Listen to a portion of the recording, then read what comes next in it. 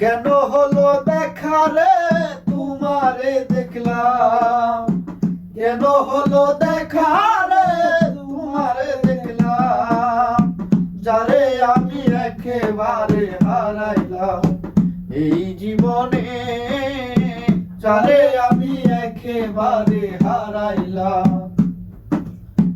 কোন মুখে দাঁড়াইয়া বলবো এই মনের কথা, কথা শুনে তুমি যদি পাও গো ব্যথা। ওরে কোন মুখে দাঁড়াইয়া বলবো এই মনের কথা, কথা শুনে তুমি যদি পাও গো ব্যথা।